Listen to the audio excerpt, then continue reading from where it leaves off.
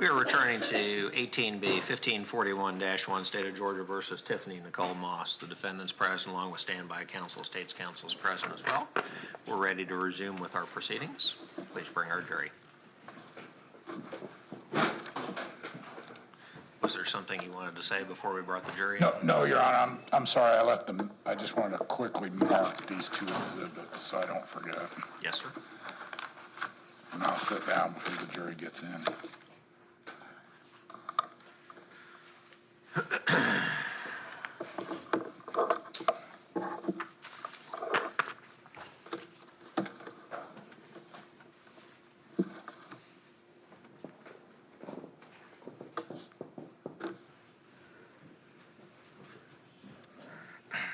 You can be seated. Thank you very much. Welcome back, ladies and gentlemen. You can be seated if you like. We're ready to resume with the trial of the case. Mr. Porter, if you'd call your next witness, sir. Thank you, Your Honor. State would call Sandy Spain to the stand.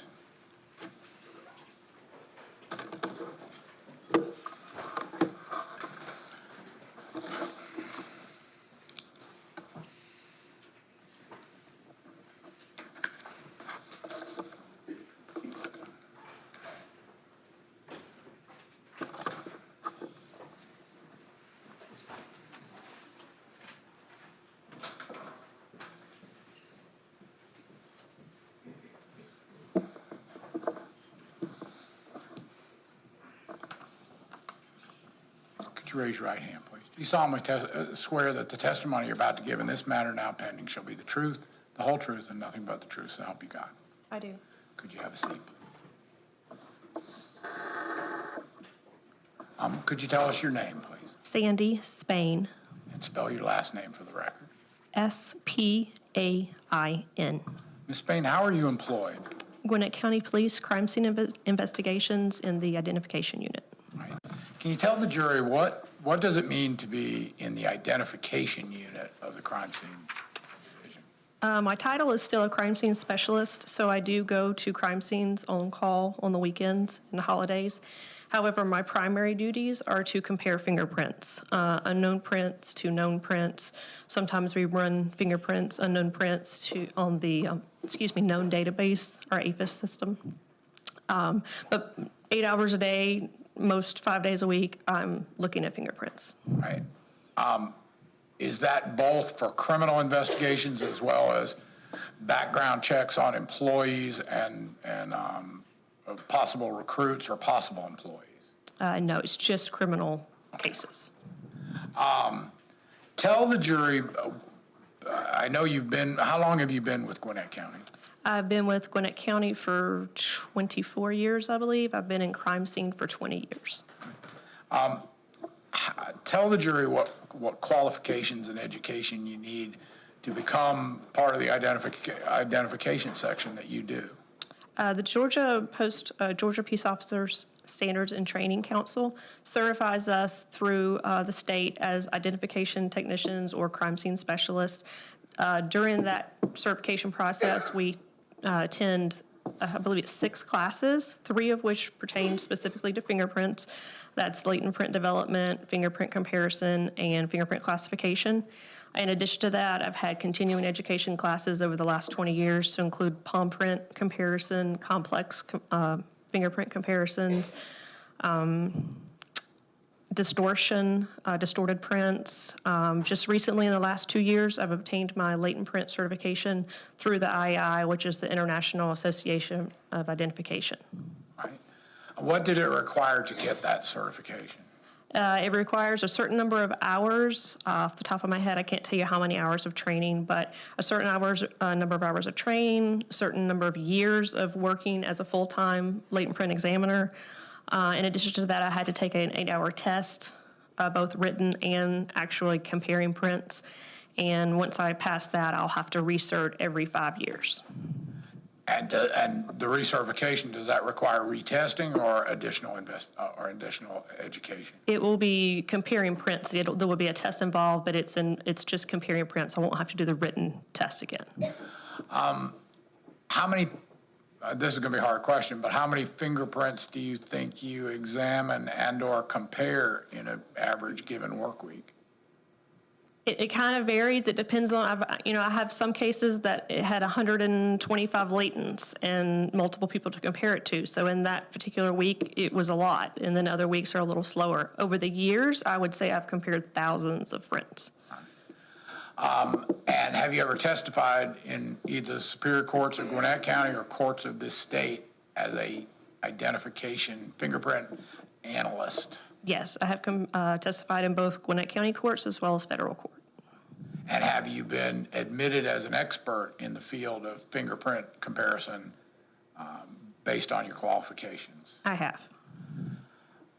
I'd like to call your attention to early November of 2013. Were you asked on several levels to participate as a crime scene technician and as a fingerprint comparison expert in the case of the state of Georgia versus Tiffany Moss? Yes, I was. All right, let's start with the crime scene. When you went to or how did you get involved as a crime scene investigator? I was the acting supervisor for that weekend, so I was basically filling in. We were very short on supervisors at the time, and so at that time, our specialist threes were filling in on some weekends. So I was the acting supervisor on call for that weekend when the call came out. Did you respond to the call at the Veranda Place Apartments? Yes. Did you perform any activity or duties as a crime scene technician in addition to what Investigator Finney has already testified to, or in supplement to her work? I was present during the course of the investigation at the scene that day. I did a video recording of the scene and assisted in whatever ways she needed to help process the crime scene. But independently, you did the video, what we call a crime scene video, is that right? That is correct. Later on, and this is what we first want to go into, later on, were you asked to make comparisons of a latent print to known prints? Yes, I was. I'd like to show you what I've had marked and admitted as State's Exhibit number 27. Can you take a look at 27? And you can open the envelope. And can you identify that exhibit and the contents of the envelope?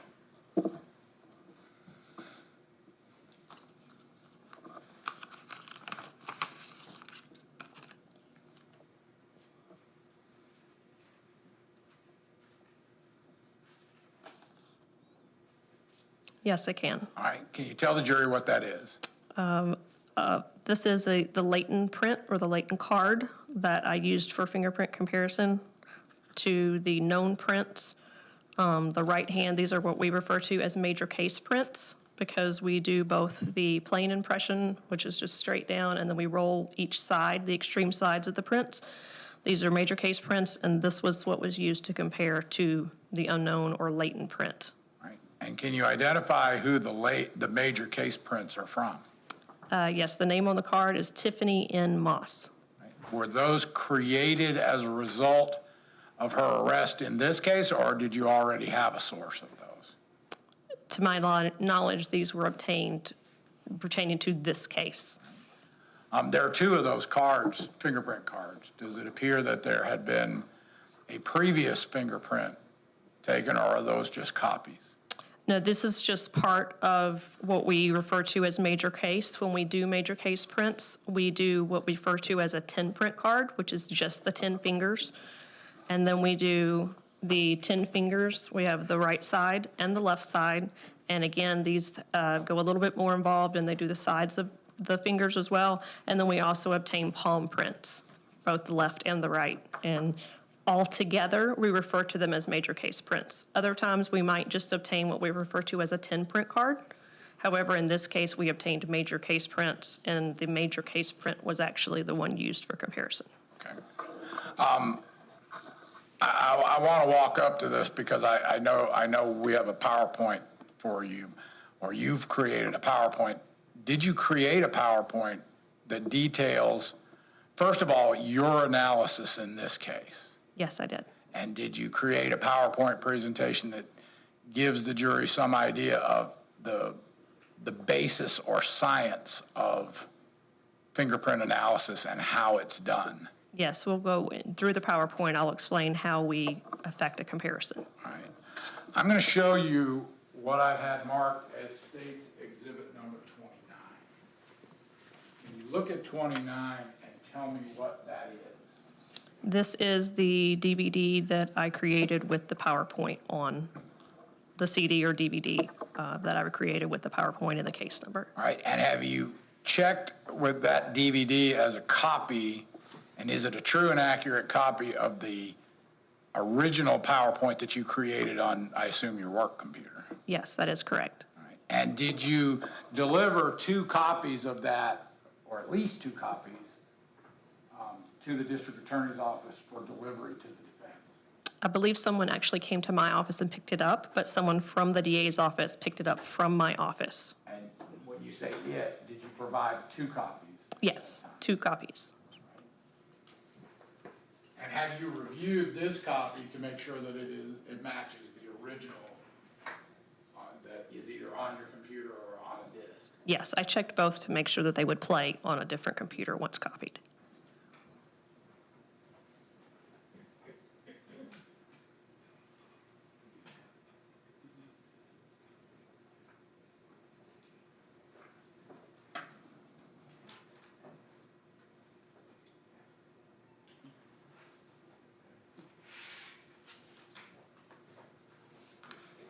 Your Honor, at this time, the state would tender into evidence State's Exhibit number 29, which has been identified as a true and correct copy of the PowerPoint created by crime scene investigator Sandy Spain of the process of how a conclusion was reached in the comparison of fingerprints in this case. Any objection?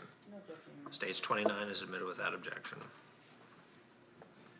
And I think we're ready to play the PowerPoint. We're ready to try to play the PowerPoint. You may have to call for one slide. You may have to call for the advance of slides. Your Honor, if I might, could I suggest perhaps a 5-minute recess and we get our technical problem resolved? Yes, sir. That'll be fine. Ladies and gentlemen, we'll take a short recess. Please remember, you're welcome to be seated. Welcome back, ladies and gentlemen. We're ready to resume. Mr. Porter, whenever you're ready, sir. Investigator Spain, we believe, now that you're in control of this, that we will be able to use the PowerPoint. So could you show the jury the PowerPoint that was contained on State's Exhibit number 29 to show the process of how you made this comparison? Yes, sir. So this was, after this was done in preparation for court, after the comparison was completed. This just talks a little bit about the process that we go through. We use the ACE-V methodology. It's just an acronym for analysis, comparison, evaluation, and verification. During the analysis portion of the comparison process, we're looking at the latent print and trying to determine was it made by a finger or a palm? That's our first step. Is it a finger or a palm? And then we're going to look at if we can tell a pattern type. Sometimes we only have a partial print and we can't tell the pattern type, but if we can, we'll establish a pattern type. What's known as a qualitative or quantitative. Basically, is it good enough for comparison? Is there enough information in this print? Is it clear enough? It can still be a poor print and be a value for comparison. Is it clear enough that I can, in effect, do a comparison to known prints? That's all in the analysis stage. The second stage is the comparison, and that's where we're actually comparing physical traits in both prints. We have them side by side. We look at the characteristics in the latent print as well as the known print, and we're looking for certain details, which we'll go over further in the PowerPoint.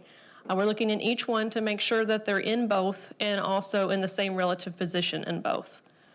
The next stage is the evaluation, and that's where our conclusion is reached. So either we have reached a conclusion that we have enough in agreement that we feel that this is in fact an identification, it was left by the same finger or the same palm. We exclude it because it was not left by the same finger or palm, or sometimes we have an inconclusive result, which just means that we don't have enough information in either the latent or the palm to determine if it's actually identifiable or not, or identified or not. We do have occasions where the latent is very good in one area, but our known prints are not good in that area. And in that case, we would have to reach it inconclusive. We can't tell you it is, but we can't tell you it's not. So those are just the steps for ACE-V. The verification, is the last stage, and that's just where a second examiner is going to come back and make sure that they are in agreement with what the first person or the first examiner has come to their conclusion. So every comparison we do, whether it's positive or negative or identified or excluded, someone will come behind and make sure that they agree that we come to the same conclusion. And if we don't, then we have to look at it, but that's very rare. Okay, so starting with just kind of give you a little bit of background on the skin. The outermost layer of the skin is the epidermis. This is what has your friction ridges on it. So if you look at your fingers or your palms, you'll see raised portions of skin. These are called friction ridges. Sometimes they're referred to as mountains. The areas in between are called furrows or valleys. And this is what gives you your gripping ability. So if you didn't have these ridges, you wouldn't be able to hold anything or grasp anything. So these are referred to as friction ridges, and they actually form patterns, as you'll see later in the PowerPoint. These ridges may leave an impression when you touch a surface. So on each of these ridges, you have sweat pores. Your sweat exudes through these pores and covers these ridges, and then as you touch something, it's possible that you can leave a print on whatever surface it is that you've touched. There's 3 areas of friction ridge skin on your body that can leave these impressions: the fingers, the palms, and the soles of the feet.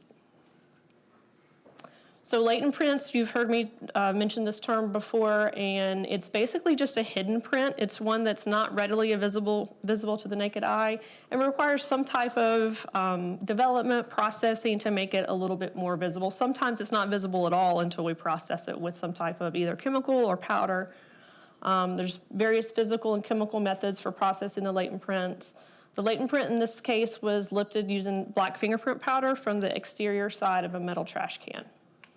Latent prints are not normally as clear as known prints. So a known print, again, would be, we know the source of the print. They are inked prints usually, and they're going to be much more clear than a latent print. We have different evaluations, if you will, for the latent prints, and those are, this is, again, something we do during the analysis portion of the comparison process. These are rated as good, average, and poor. So during that analysis phase, we're looking at stuff and we're going to actually rate the print, and it could be different to each person doing the comparison, but we're going to rate it either good, average, or poor. Latent print number 1 was determined to be a value for comparison, however, it was rated as poor quality. Known prints are controlled recordings of the individual's fingerprints or ink, and they're usually inked or digital images.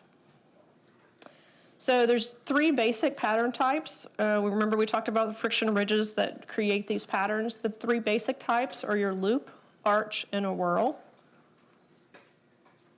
And then on these ridges, we have minutia. So the ridges will be traveling along, and then they change a little bit. So some of what we refer to as minutia, these are events along a ridge path that include bifurcations, ending ridges, dots. These are just a few examples.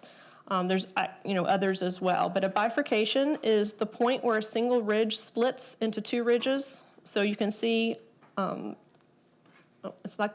pointer doesn't work very well, but you can see in the blue highlighted on the right-hand side at the top, you have 1 ridge that splits off into 2. You have an ending ridge is just a point where a ridge abruptly stops, so it's just traveling along and it just stops.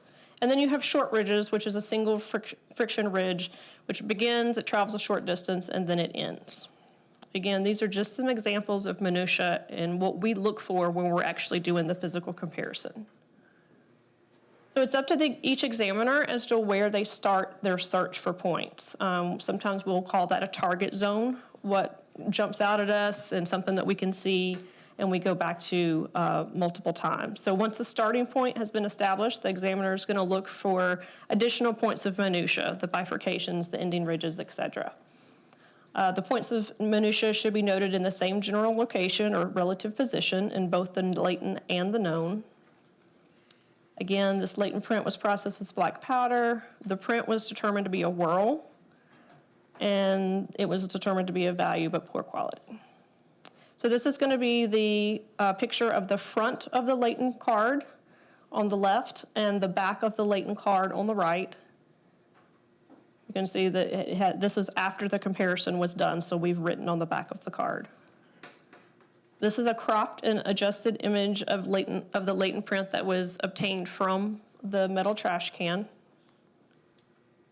This is just a scanned image of the major case prints that were obtained from Tiffany Moss.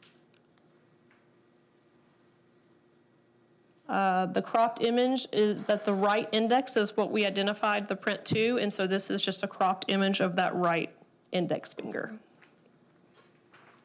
So the slides I'm about to show you are just an example of how we affect the comparison, and they've been cropped and aligned. The contrast has been adjusted in the latent image just to make it a little bit more pleasing to the eye, made it a little bit darker.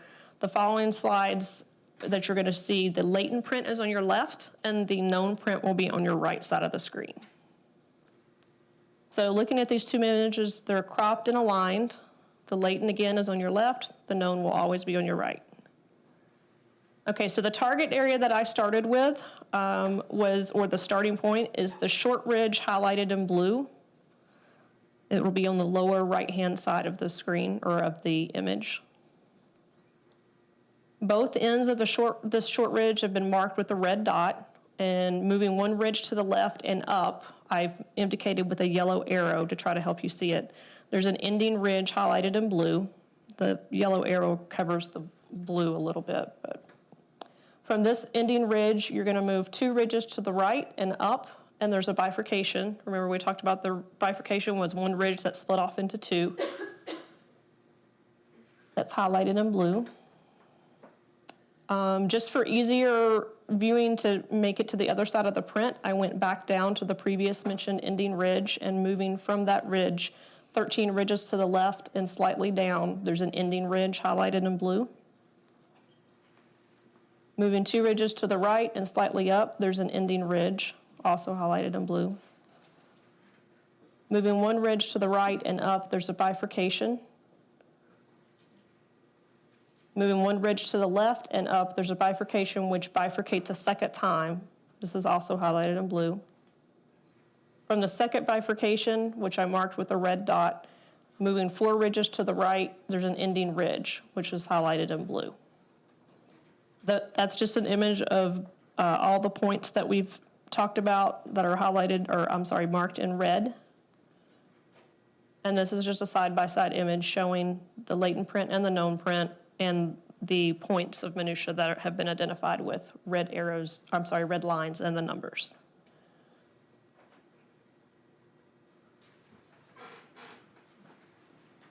Investigator Spain, first of all, based on both your training and experience and the examination that you have just explained and illustrated, did you reach any conclusion as to whether or not the latent print that is contained on the galvanized garbage can belonged to or was left by the defendant, in this case, Tiffany Moss? Yes, it was identified to the right index finger of Tiffany Moss, and the major case prints were the ones used to affect that comparison. Were you also asked to make a comparison with another set of prints? Yes. And whose prints were those identified as? Amon Moss. And was when you made that comparison, in any of the examinations or any of the evidence here, were you able to locate a latent print that belonged to Amon Moss? No, we did not.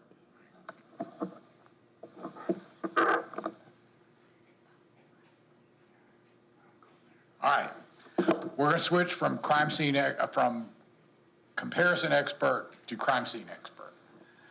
You've earlier testified that you took the crime scene video as part of your duties as the acting supervisor that day. Is that right? That is correct. All right, and can you explain to the jury, there's a technique to creating a crime scene video, isn't there? Basically, it's just an overview so that people, such as jurors, can see what we saw when we first got to the scene, at the crime scene. So it's an overall general documentation. The pictures tend to be a little more detailed, but it's so that people that maybe were not at the crime scene can look at it, see it, and get a feel for what we saw. And we try to do it in a methodical way, starting with the outside, and if there is an interior scene, moving in. All right, and is that what you did in this case? Yes. And so what I want to show you is what I've had previously marked as State's Exhibit number 28.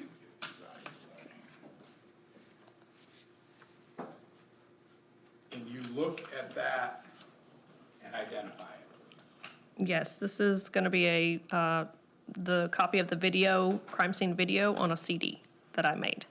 And does the camera have a memory and then you move it to a video, or does it record on a disc? No, it records to a memory card, and then we upload it to our Foray system, which is our documentation system for pictures and videos, and I made a copy on the DVD. All right. Now, the red tape on that case, on that jewel case, is that, did you place that there, and was that item placed into evidence? Yes, it was. I placed the tape and put my initials partially on the tape and partially on the disc itself.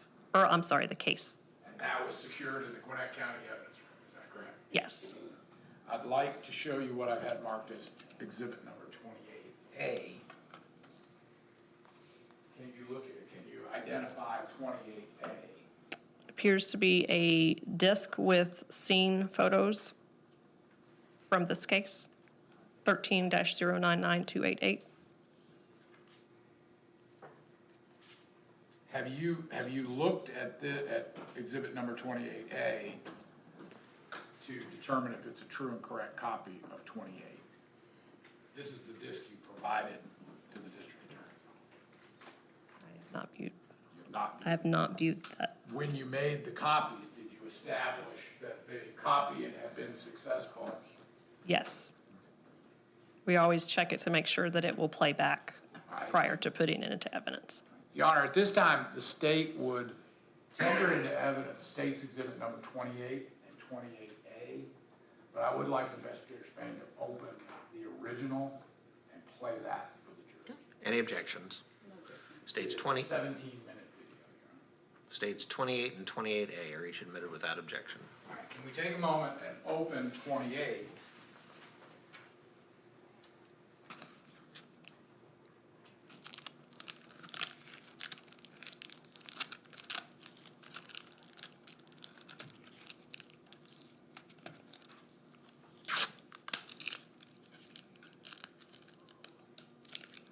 Maybe.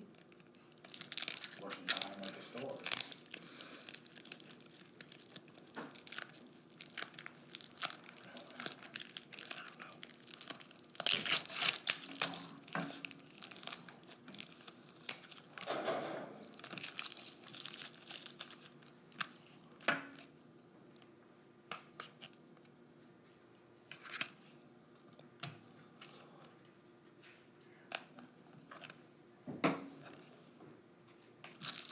Can I throw this away? Yeah.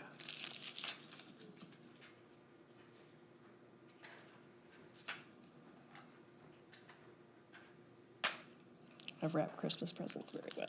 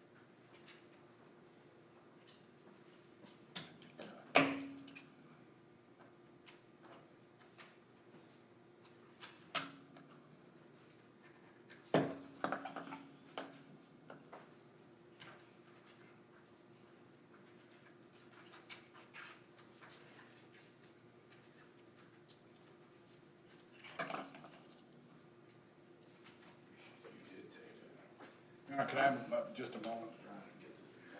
Yes, sir.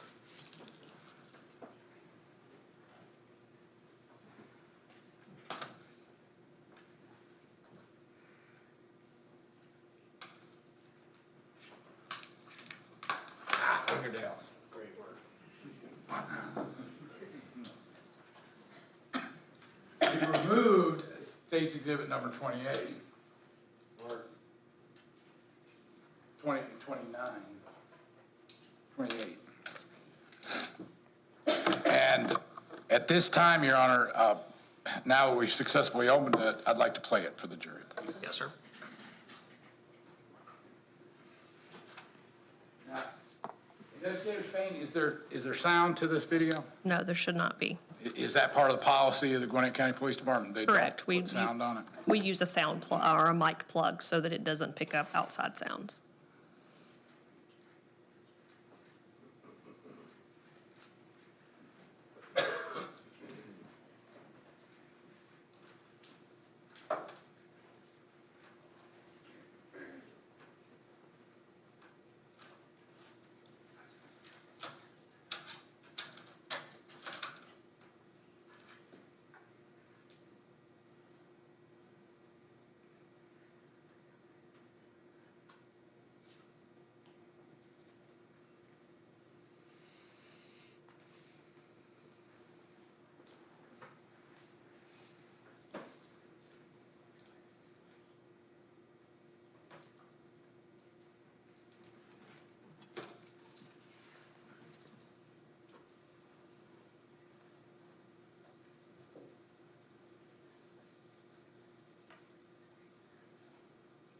This is just showing the exterior of the apartment.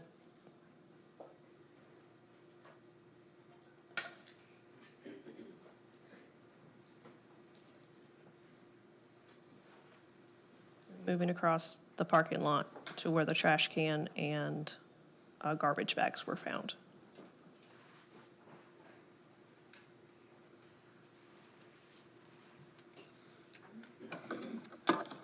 Try to go from multiple angles so that everything is included.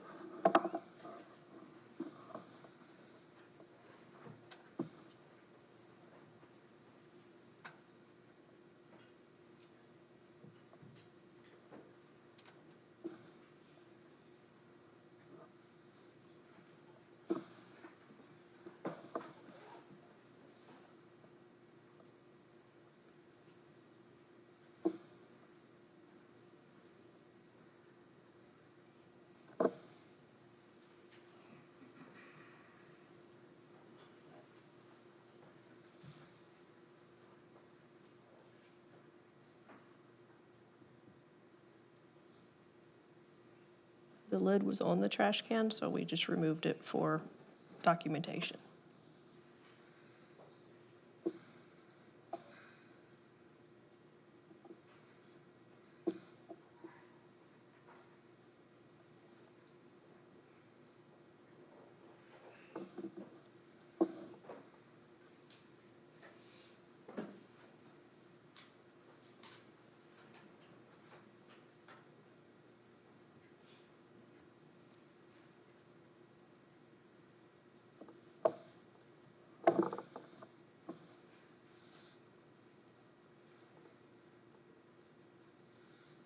Again, we're just trying to methodically show that we're moving from the outside of the exterior scene and we're going to move in to the upstairs apartment.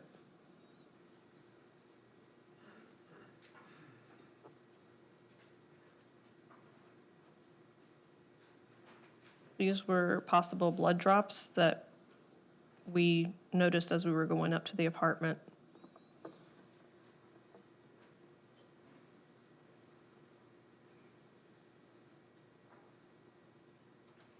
It looked very dark on the video, but at the time, it appeared to be blood.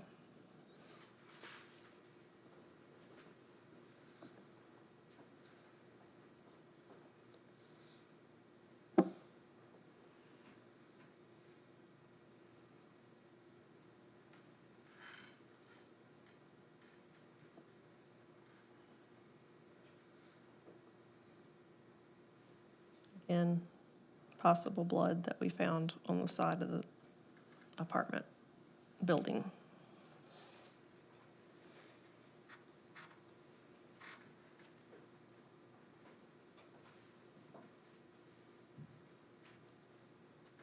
So I believe this is the second level.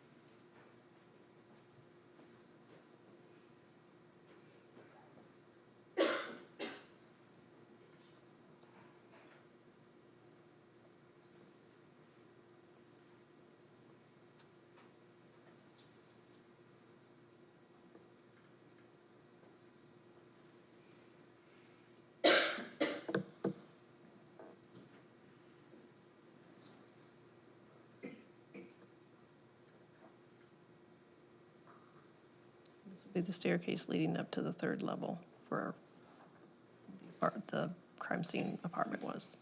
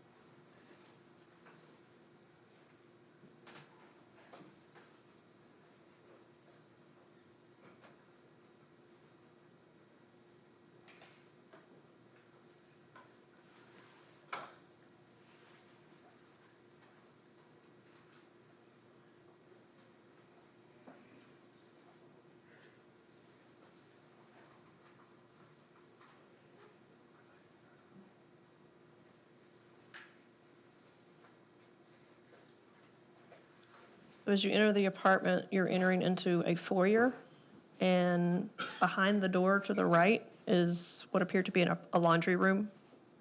You'll see in just a minute, and directly in front of you would be the den or living area.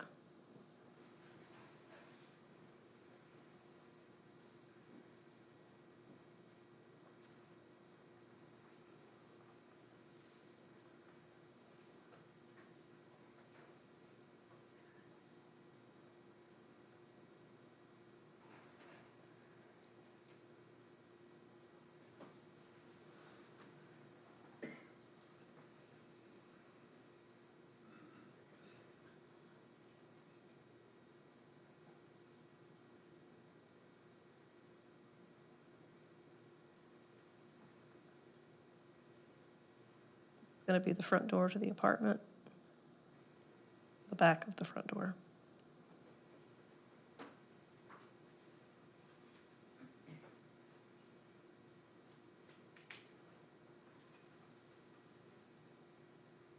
This is the living area, excuse me, the living area.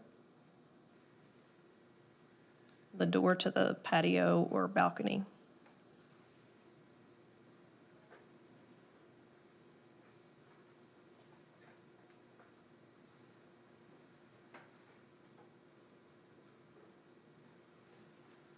Try to document the scene as we find it with the lights as they are. So if there's areas that are dark or appear more dark than others, it's because we didn't turn on the lights before we take pictures. At some point, we'll turn the lights on, but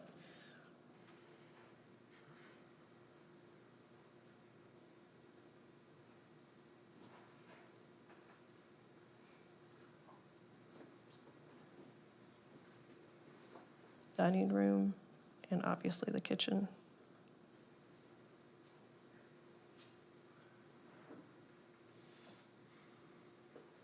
This is the main hallway leading back to the remainder of the apartment. The first room on the left appeared to be a child's room. It had a crib and a toddler bed, some toys and clothing for small children.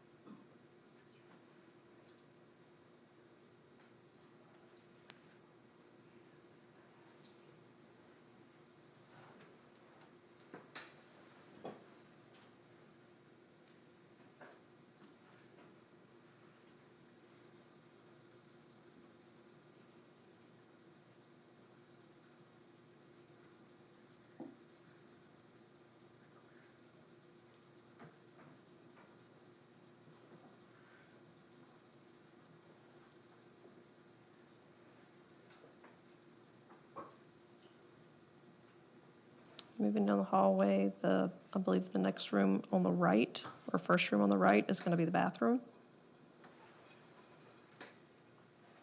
Everything was very neat and organized.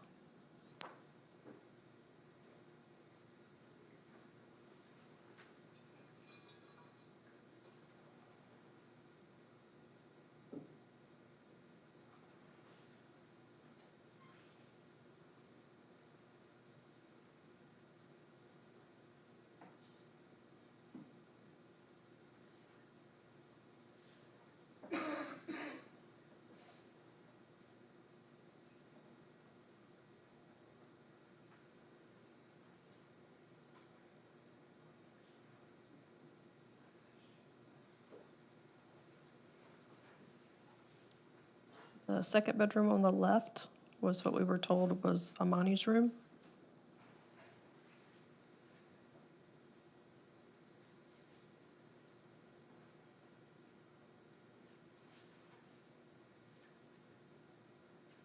There were some stains and stuff on the carpet, but they're not as visible on the video as they are in photos.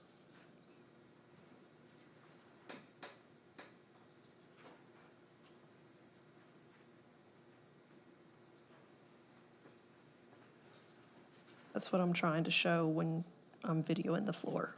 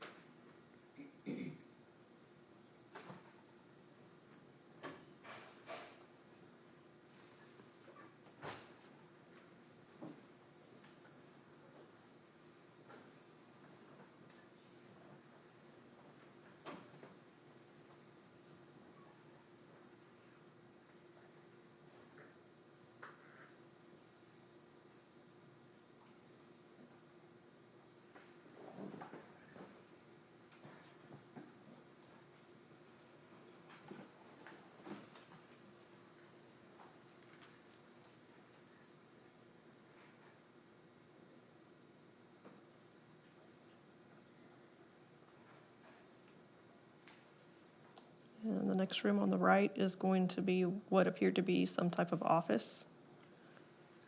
There was a computer in here.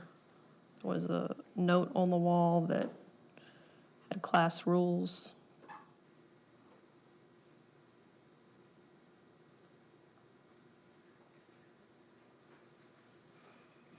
School supplies.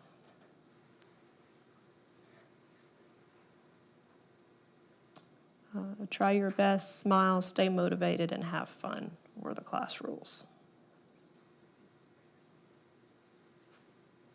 Going straight back, this is going to be what appeared to be the master bedroom.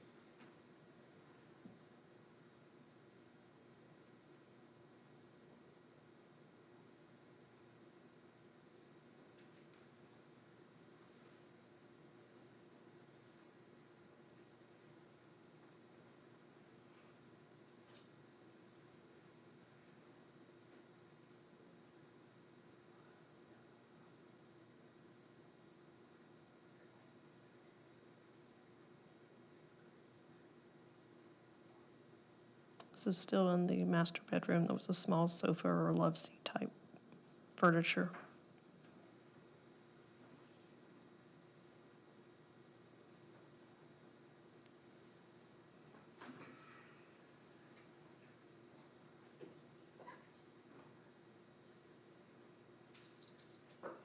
Master bedroom closet.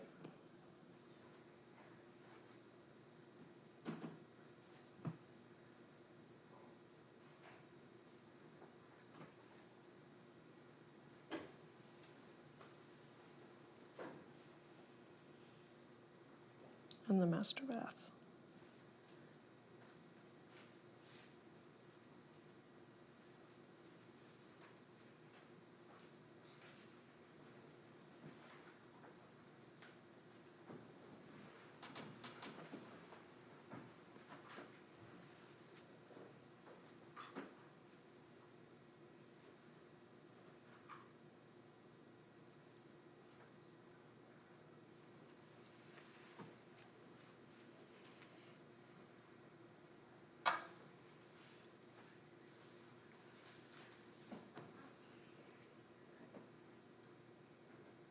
So this is moving back into the dining rooms. It was a kind of a open floor plan with the dining room, living area, and the kitchen.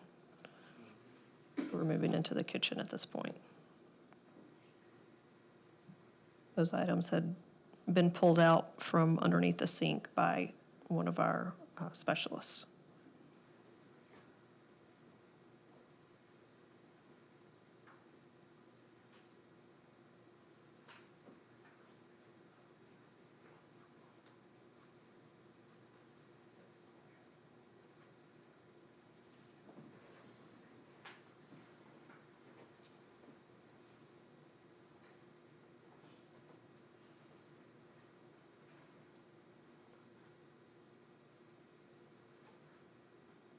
Walmart receipt.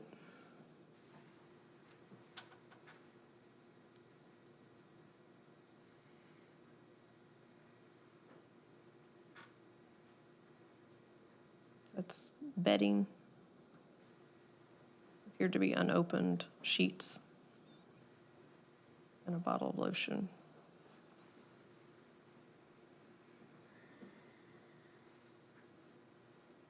Kitchen pantry.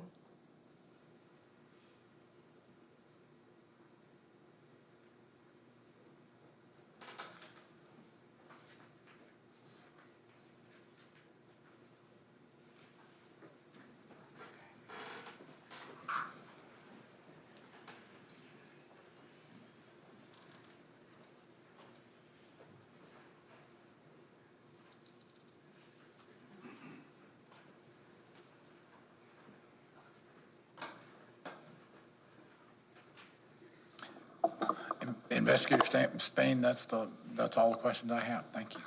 Cross-examination. No questions, Your Honor. May this witness be excused. Yes, Your Honor. You're excused, ma'am. Thank you for coming. Call your next witness. Your Honor, at this time, the state would recall crime scene investigator Ashley Tiffany.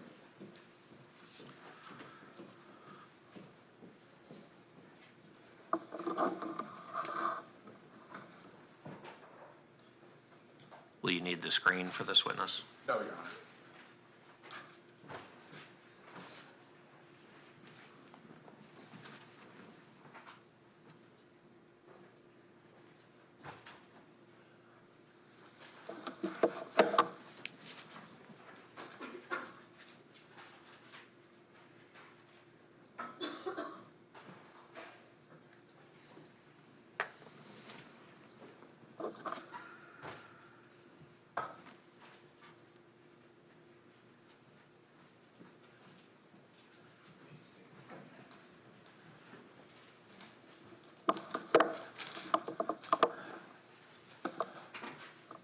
Investigator Finney, you can have a seat. I would remind you, you're still under oath. Okay. I brought you back to close the loop on fingerprint analysis. First of all, do you know who obtained the original fingerprint, what we call the major case print, from the defendant in this case, Tiffany Moss? Yes, I did. All right. And tell the jury what that means when you obtain prints How do you do that? So in this case, I obtained 3 different kinds of fingerprints from Miss Tiffany Moss. The first kind we call them 10 prints.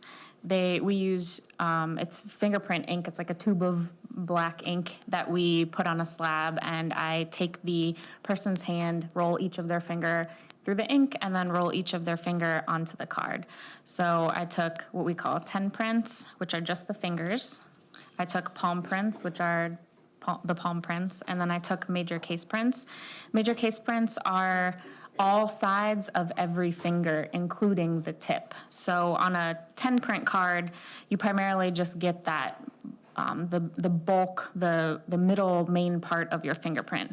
With major case prints, when you get those, you're taking the middle and then you're rotating the finger, getting the side, rotating the finger, getting the other side, and then also getting the tip of each finger as well as below the first joint. Right?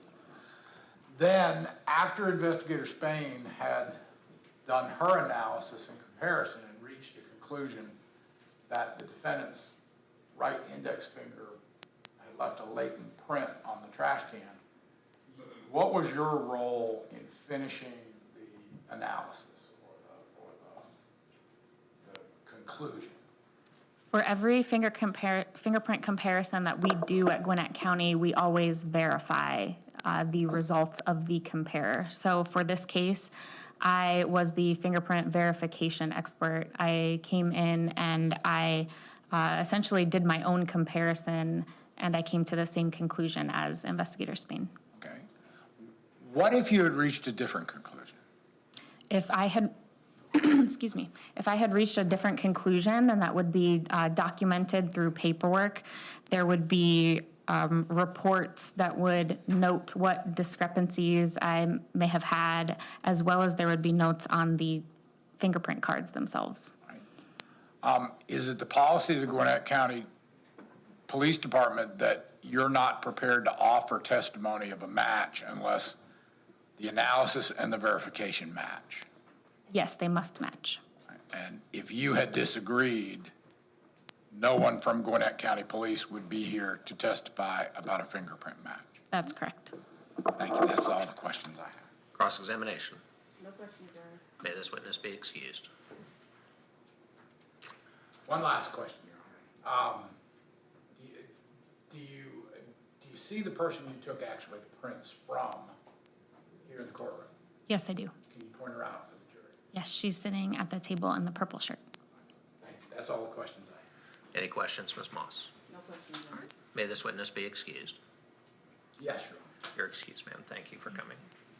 Call your next witness, sir. Ms. Jones is going to do the next witness, Your Honor. Thank you. State roll call, Officer Divisiak.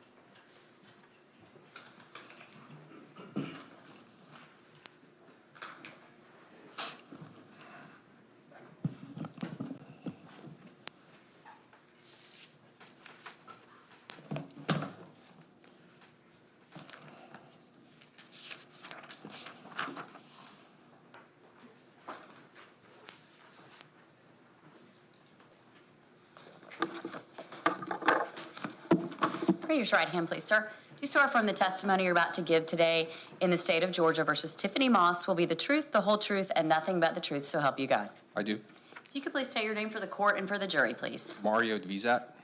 And Officer Divisiak, where are you employed? Currently, I'm employed with the Gwinnett County School Police Department How long have you been with Gwinnett County School Police? since 2014. Prior to 2014, where did you work? Starting in 2007, I was employed with the Gwinnett County Police Department. What did your roles with the Gwinnett County Police Department include? After the academy, I was assigned to the uniform division where I worked zones, answering calls for assistance or working accidents. 2013, I was transferred over to the criminal investigation division and was assigned to the electronic and financial crimes unit as a detective. Furthermore, in that unit, I was assigned to the computer forensics lab. What exactly is the computer forensic lab at the Gwinnett County Police Department? The computer forensics lab handles any kind of case involving any kind of electronic equipment, such as retrieving evidence from cell phones or computers. Did you actually receive special training in order to complete that type of analysis? I received training to obtain or extract data from mobile devices, such as cell phone or tablets. And where did you obtain that type of training? I obtained it from Cellbrite. It was actually, I believe, in North Carolina. There was a training hosted by Cellbrite. Cellbrite is a company that makes software and hardware used to extract data from such devices. And did you in fact complete that course regarding Cellbrite? I did.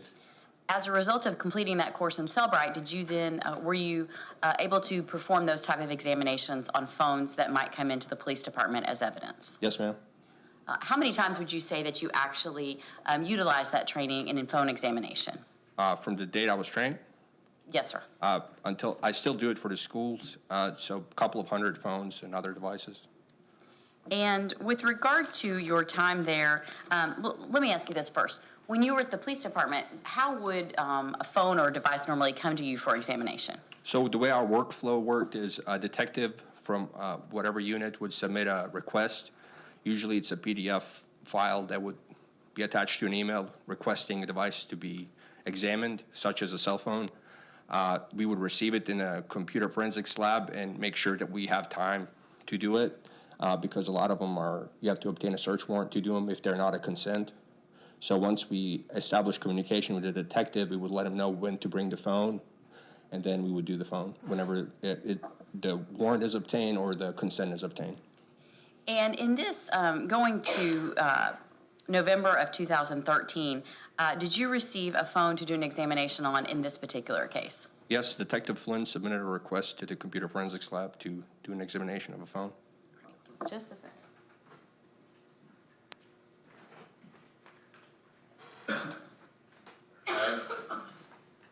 going to show you what's been marked as State's Exhibit 31 and see if you recognize this.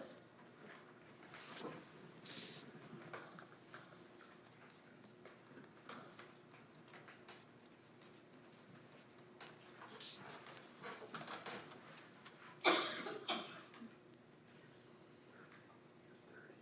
going to show first these items to the defendant.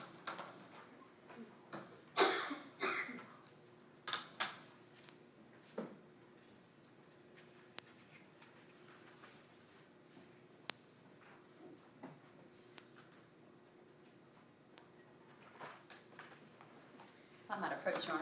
You may. I'm going to show you what's been marked as State's Exhibit number 31 and ask you if you can identify that, please. Yes, this appears to be the cell phone that was requested to be done. Right, and do you, when you obtain something like that, does it come to you in a sealed capacity or something of that nature as well? It depends.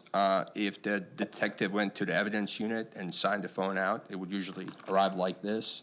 Or if they have obtained it from a consent form, it would just be handed over to us like this. In this particular case, did a search warrant actually, did it actually accompany the phone in order for you to do the examination? Yes, ma'am.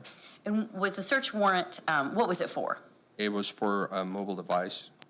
And did you then obtain the same mobile device and then ultimately use it for examination? Yes, the device, according to my report, was brought to the computer lab by Detective Flynn. And let me ask you this. You said that you have performed a couple of hundred Cellbrite extractions. Can you explain to the jury, when you get a phone like that, what do you then do in your process? Once we obtain the phone, I photograph the phone to notice any kind of damage or marks on it. Also to note the serial number on the phone, along with any kind of SIM cards or data cards that have been inserted in the phone. Once that's established, we put the phone in what's called a Ramsey test enclosure. It's pretty much a box with a lid that once you put the phone in and close it and lock it, it blocks any kind of wireless signal to come to it, either be it like the cell signal to have reception or a Wi-Fi. That's mainly to prevent a remote wipe command to be sent to the phone. Once we turn on the phone, we notice if it's password locked or anything, or we attempt to put it in what's called airplane mode to isolate it from the network so it can't be remotely wiped. Did you in fact do that when you received the phone in this particular case in State's Exhibit number 30? According to my report, I did turn on the phone and place it in airplane mode to isolate it from the network so it couldn't be remotely wiped. And you said that you did in fact recognize what is State's Exhibit 30, or excuse me, I should say 31. Yes, ma'am. And in State's Exhibit 31, what does that appear to be? It's a Samsung cell phone. The model is SPH-D710. And was that the phone that you received from Detective Flynn in this particular case? Yes, ma'am. Did you have any knowledge to who that phone belonged to? No, ma'am. Okay. And is that typical in cases? Yeah, we in the computer forensics lab don't really get involved with the case and like who the phone belongs to or what the case is about. We just handle the evidence that's brought to us and try to extract the data from whatever device. Right. And State's Exhibit number 31 is the bag, but the contents on it appear to be that phone in different pieces. Were you the individual that actually took that particular phone apart? Yes, so when we photograph the phone, we have to take the back off to see serial number. Most phones, especially at that time, would have the serial number underneath the battery. So to document that what phone we're conducting, we would take the cell phone apart to take still pictures of each component. Did you in fact do that in this case? Yes, ma'am. Okay. And then once you had completed taking those photographs, did you then put the phone back in the bag as it is now? Yes, ma'am. Did you in fact do the examination on that particular Samsung phone? Yes, ma'am. And was it a Cellbrite examination that you are trained to perform? It was. Have you testified before based on your knowledge and skills in Cellbrite examination and phone examination? Yes, ma'am. Have you ever been qualified as an expert in the field of mobile forensic examining? Yes, ma'am. Your Honor, this time I would tender him as an expert as a mobile forensic examiner. Any exception, ma'am? He'll be so qualified. Okay. Investigator Dvorak, if you could explain then, you said that you put it in the box so that it can't be messed with remotely or from the internet. Once you've done that, what is the next step that you do in the process? So once it's in the box and we have powered it on and we were able to place it in airplane mode to isolate any kind of signal to be sent to the phone, we would open the box up and connect it to what is called a UFED device. It's a universally forensics extraction device. Pretty much what that is in simple terms, it's a standalone touchscreen computer that has cables that are provided with it that you would connect the phone on one end and a USB device on another to conduct the extraction. Once you do that, what exactly are you looking for at that point? Well, how the process started is you have to figure out what phone model it is, and on the touchscreen you select the manufacturer and what kind of extraction you want to do. In this case, I conducted what is called a physical extraction, and that extraction is pretty much everything that's on the phone. Depending on a phone model, sometimes it does not have the option based on the security that was designed for that phone to select like physical, so you would only get a limited.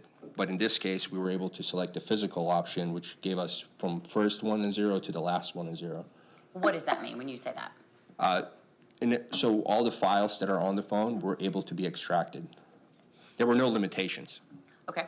And sometimes when you said that phones have certain security options, I know a lot of people hear about these things, like certain iPhones or things like that. You're not able to get all of the information and extract all of the information. It will not let you get system files, for example. It will just let you get the data files.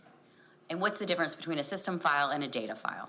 Well, a data file would be something like a text message or a picture generated. A system file would be something that's proprietary to Apple, like their files, their operating system files.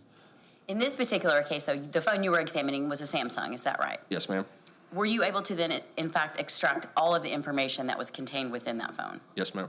And what did that actually include?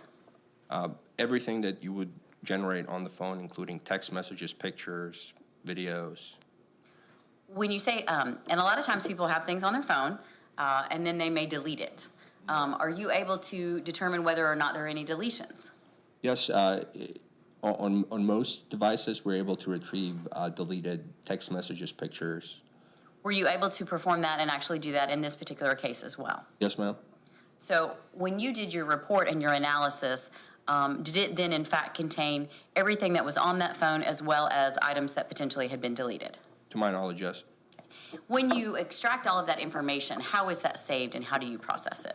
So how the process works is, like I said, we use the UFED, which is a standalone computer with a touch screen. We would use a cable to connect the phone to it. You only are able to connect it on one side, and that side has what is called a write blocker, meaning that the computer can't send any commands to the phone to alter the information. All it can do is read the phone. So no writing is to be done to the phone. So the computer sends signals to the phone to start extracting the data from the phone. On the other side of the computer, what we usually have is a USB device that's been formatted and cleared, so it wouldn't have any files that could contaminate the evidence. It would be a formatted USB that's big enough to contain the files that are on the phone. We would, after the process is complete, we would detach the USB stick, and then I would go back to my workstation where the software that Cellbrite makes, which is called a physical analyzer, exists, and I would insert the USB with the copied image of the phone into my computer. Using this Cellbrite software, the physical analyzer, I would import that image that I've created, meaning the copy of the phone, and then I would load it into the physical analyzer, and it would pull the data out of that image. So we wouldn't be working on trying to contaminate the phone. We would be working on a copy of that phone. So, excuse me. In other words, and you said that when you plugged in the one cable and you do that, you say that so that you make sure that there's nothing that can contaminate that. Is that so you, the examiner, cannot add or delete anything to the contents of that phone during the examination? Yes, the process is automated. Once you click go, it starts making the copy. You're not able to do anything such as add files or remove files. It's an automated process. And did you follow that process in this case with the examination of that phone provided by Detective Flynn? Yes, ma'am. When you said that you took it to your computer and you had a copy of that particular, you worked from the copy, is that right? Yes, ma'am. Okay, as you just said. And the reason for that is why again? So that's how it's designed for one, and two is so you wouldn't connect the phone to your computer and possibly alter any kind of information, because with every computer they're not write blocked. Like I said, the one that's provided by Cellbrite is write blocked. So when you connect it to one side, the computer won't let you write anything to the phone. It's to preserve the evidence. And once you then worked with what you had on your computer, what do you do with it at that point? Like I said, I import it into the physical analyzer software, and it generates a report for the investigator. It pretty much goes into the image and organizes all of the data under different categories, such as pictures, videos, messages, passwords, whatever it's able to pull out of that. Are call logs also included in that? Yes, ma'am. And when I say call logs, would that include incoming calls? Incoming and outgoing. And would it include missed calls? I believe so. And once you complete that analysis and that report is generated, what do you then do with that report? I usually burn it on a disk or a USB, depending how big the file is. Some reports are bigger than the other. And I believe in this case, if I can, optical disk, so I burned it on a DVD for a detective. I'm going to approach again, and I'm going to show you what was previously marked as State's Exhibit number 30, and see if you can look at that and just recognize that. It appears to be the DVD that I burned for Detective Flynn. Okay. And you created an original, and then you gave it to him for his analysis. Is that right? Yes, because like we said earlier, we don't get involved in the case, so we don't know what the detective is looking for. So they would do the examination of the report I generated. So any type of calls, text messages, videos, multimedia messages that you pulled would be contained on State's Exhibit number 30 for Detective Flynn to analyze. Yes, ma'am. Did you in fact provide State's Exhibit number 30 to Detective Flynn once you had completed your Cellbrite extraction? 32 being the DVD? Yes. Yes, ma'am. Your Honor, at this time, the state would seek to admit into evidence State's Exhibit number 30, which is the Cellbrite extraction conducted by this witness, as well as State's Exhibit number 31 that he identified as the phone that he received from Detective Flynn for examination. Any objection? No States 30 and 31 are each admitted without objection. Officer, did that complete your role in the investigation in this particular case? Yes, ma'am. After conducting that and returning the phone and the DVD at the same time to the detective, yes. Okay. That's all the questions I have. Thank you, sir. Cross-examination. May this witness be excused. He may, Your Honor. You're excused, sir. Thank you for coming. All right, ladies and gentlemen, it's about 5 o'clock, or at least close enough to it that it doesn't make sense to really start with another witness. So we're going to go ahead and recess for the day. I'll remind you of those instructions. Do not discuss the case with anyone. Do not allow anyone else to discuss the case with you or in your presence or hearing. Do not even discuss the case amongst yourselves. Do not attempt any independent research or investigation into any aspect of the case. Do not read or listen to any accounts of the case that might appear in the news media. Once again, we'll be looking forward to getting a 9 o'clock start tomorrow morning, which means that you'll need to follow the same reporting procedures as we've been using up until this point. Have a pleasant evening. You can go out with our bailiff.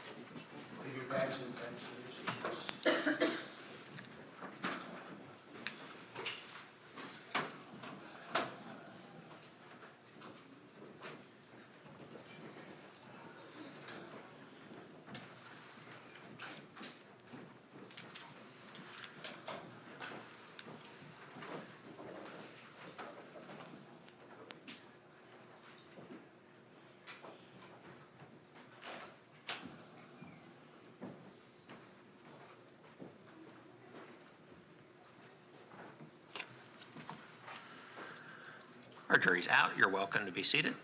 We'll be in recess until 9 o'clock tomorrow morning.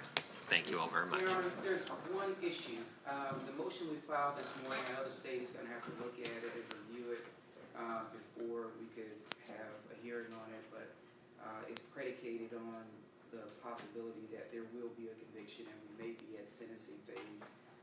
So we tried to file it as soon as possible so that that issue and matter could be heard before we get to a sentencing phase. Yes, sir. I've looked at your motion. It does deal with the sentencing phase only. It's my intention to address anything connected with that after we send the jury out and allow them to begin their deliberations as to the guilt-innocence phase, and then take that up as they deliberate the first portion of the trial. Okay. All right. Thank you all very much. We'll be in recess till 9 o'clock. Thank you, Your Honor. Your Honor, before the defendant leaves, would the court wish the state to retain custody of the actual physical exhibits, the photographs can remain in the courtroom, or I'll ask the would rather DA. be in a secured courtroom? Well, I'll ask the DA as an officer of the court to take possession of all the evidence and return it to court for our proceedings beginning at 9 o'clock tomorrow. Thank you, Your Honor.